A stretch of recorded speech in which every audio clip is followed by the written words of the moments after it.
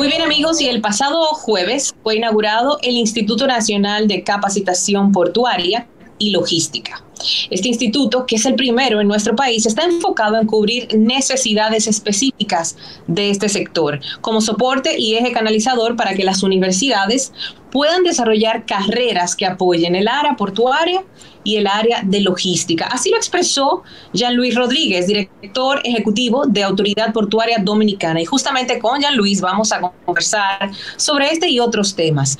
También tenemos otros temas que vamos a tratar con él, las acciones implementadas con el paso rápido, porque él está al frente también del Fideicomiso Redevial, la inauguración de los muelles pesqueros, así como las llegadas de cruceros a nuestro país. Damos la bienvenida a Jean-Louis Rodríguez. A Esto No Tiene Nombre. Gracias, Miraldo. Un placer enorme estar acá compartiendo contigo y todo el público que sigue este maravilloso espacio. Un abrazo a Cavada, donde quiera que se encuentre. Cuéntanos cómo va todo el tema de autoridad portuaria. Vamos a empezar por lo general. Bueno, la Autoridad Portuaria Dominicana, realmente nosotros nos sentimos sumamente satisfechos y complacidos con lo que hemos podido lograr hasta este momento. La verdad que es una institución que por muchos años se visualizó en el pueblo dominicano como una institución con pocos avances en muchos aspectos. Hoy es una institución que financieramente hablando está recuperada, donde tenemos una institución que rinde beneficios al país y que nos hemos enfocado en tres ejes fundamentales. El primer eje, como ya yo hablaba y mencioné, que es el tema del rescate financiero, que ya es una realidad.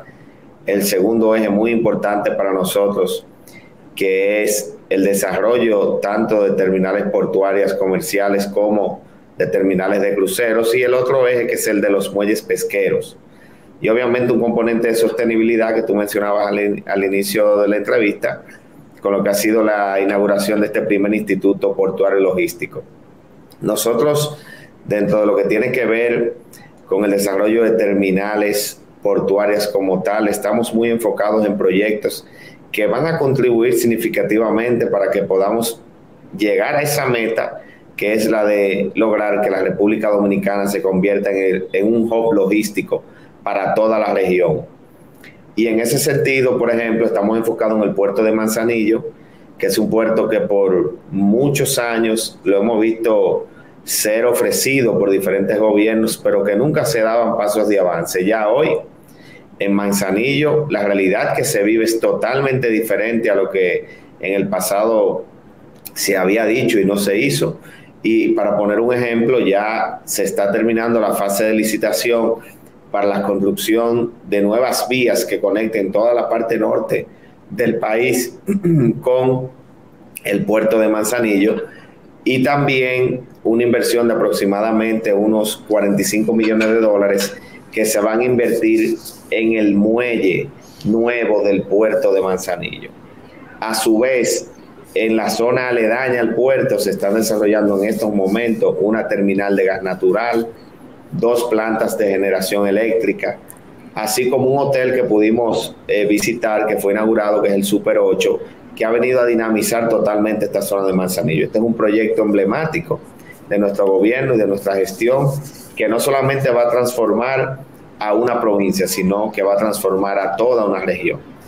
De igual manera, estamos trabajando arduamente en la expansión de los puertos principales del país, dígase el puerto de Caucedo, que ha venido un plan de expansión bastante importante por los últimos 2 años, donde a partir de nuestra llegada se han invertido casi 200 millones de dólares en el proceso de expansión del puerto de Caucedo, bajo inversión privada.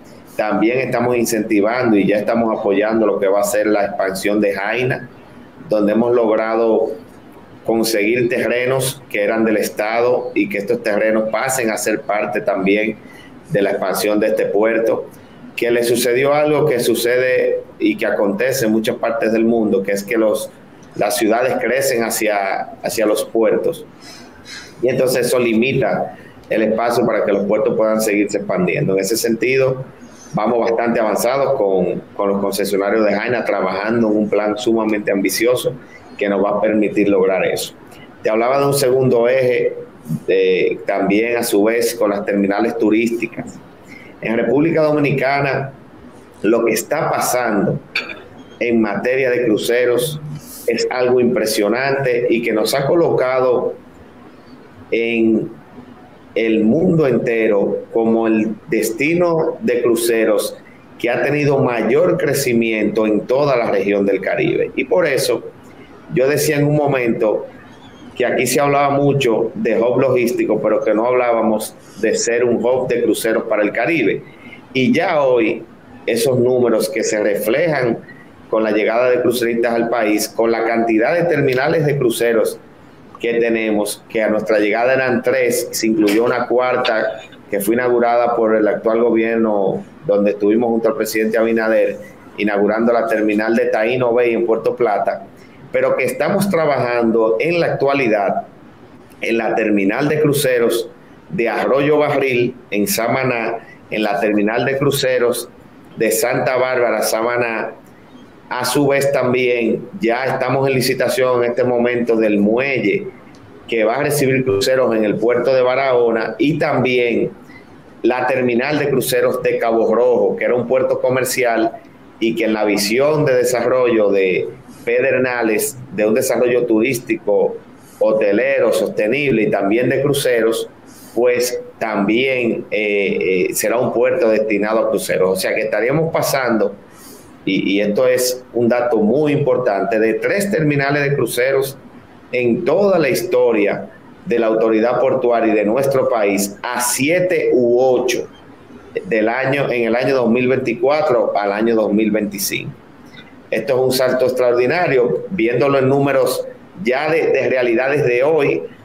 El mejor año de turismo de crucero en la República Dominicana antes de la pandemia del COVID fue en el año 2019, que alcanzamos alrededor de 1.050.000 cruceristas que llegaron al país, y ya hoy la proyección que tenemos, que esos números fueron superados en el año 2022 con aproximadamente 1.350.000 cruceristas, es de que en el año 2023 muy probablemente alcancemos el 1.800.000 cruceristas. Si ustedes ven eso versus el año 2019, estaríamos hablando de más de un 70% de incremento en la cantidad de cruceristas que llegan a la República Dominicana, que esto a su vez se traduce en una cantidad importante de recursos que llegan a las comunidades, porque cada crucerista de estos que se desmonta de uno de estos barcos y consume en las localidades gasta un promedio de unos $100 más o menos en el destino. O sea que cuando llegan miles de cruceristas, cuando tú lo calculas por 100, son cientos de miles de dólares que en un solo día se quedan en una de estas provincias turísticas. Qué bueno que hablas de eso, Jean-Louis. Muy buenas tardes. A propósito de ese tema, siempre he tenido una discusión con el gobernador del Banco Central, con el ministro de Turismo, de por qué se calculan separados la llegada de turistas y la llegada de cruceristas. Ellos tienen una explicación lógica. Lo cierto es que gracias a los cruceristas y a ese aumento que ha habido, como ha explicado Jean-Louis Rodríguez, pudiéramos llegar este año, pudiéramos llegar a los 10 millones de visitantes. O sea, estoy hablando de visitantes, no solo de turistas. Para mí el crucerista también es turista. Quizás no paga un hotel, no paga una habitación, pero ya ustedes ven lo que aporta a la economía dominicana por cada crucerista que se baja del barco, recorre Puerto Plata, va hasta Sosúa, va hasta otro punto. O sea, hay una dinamización de la economía y un aporte y unos ingresos que, por supuesto, repercuten en la economía nacional y en este número de visitantes. Volviendo a las terminales de crucero, me parece también genial lo que acabas de decir con el tema del hub para el Caribe como punto de encuentro también para los cruceros, ¿no? También eso yo creo que amerita un reconocimiento esto y subrayar lo importante por el esfuerzo que se hace. El tema de Cabo Rojo. Casualmente, la semana pasada recibí información de la empresa que va a construir esa extensión del muelle. Ha habido mucho debate con ese muelle. Como bien decía, era un muelle que siempre se utilizó, no es que surgió de la noche a la mañana. Surgió cuando empezaron a explotar la bauxita allá en Pedernales. O sea, ni siquiera era para bajar gente, subir gente para bañarse en la playa, era para exportar bauxita, material colorado, por eso es la tierra roja que hay allí, minero, y ahí fondeaban barcos.